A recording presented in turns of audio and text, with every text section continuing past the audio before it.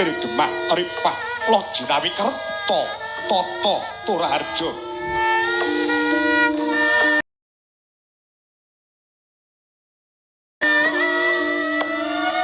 Panjang Sayakti dawa pocapane punjung luhur kawibawane pasir samudra Mukir gunung Loh tulus Sang Sarwati nandur jinawi mora Kang Sarwati wuku Gemah katondo para kawula kang sami lampah dagang lelayaran Tarahintun dalwang lur sulur datang wonten padote labet tanana sang sayang dedalan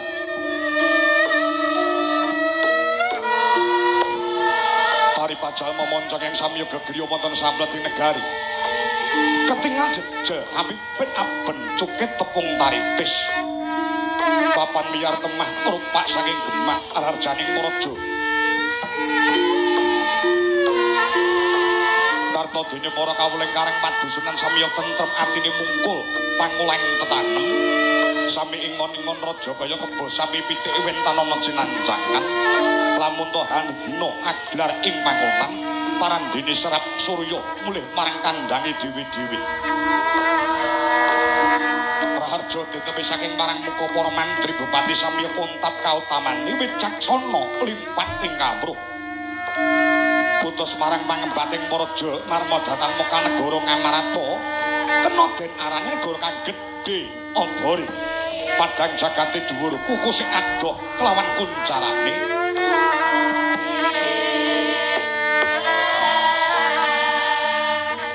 awit kasembuh panganibawane Sang Nata Prabu Puntadewa ya Sang Prabu Yudhistira Darma putra Darma Wangsa guna tali krama njari Sang Sada Dwija Kangka Iranata ing Darawati Prabu Kresna ingkang sarimbit lawan nata ing Mandura Prabu Baladewa sigra ing acara nenggah pepak sagung para kadang Pandhawa Raden Haryawerkudara Arjuna nanging kula sadewenging ungkuraken pasibaning para wadyabala ngamarta pekamber amblabar kong sing doyong-doyongna pancak sujining alun-alun mangkono wijiling pangandika Sang Nata Prabu Puntadewa ing dereng kawiyasa ing lisan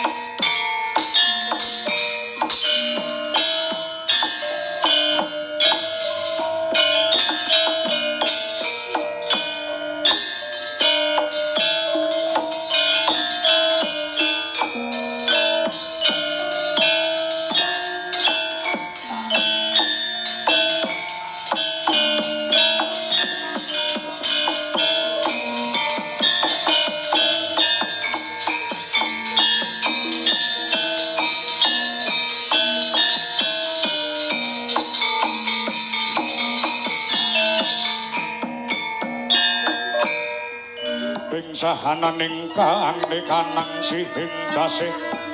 maweh boga sawebung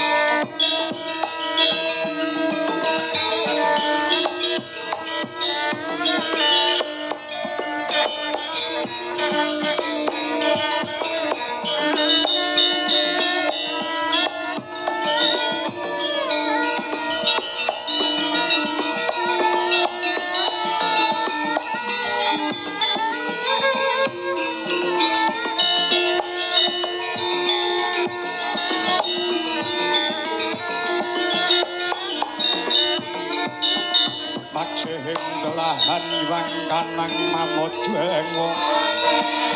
rinjeng ayakaning ratu ting ratu tomo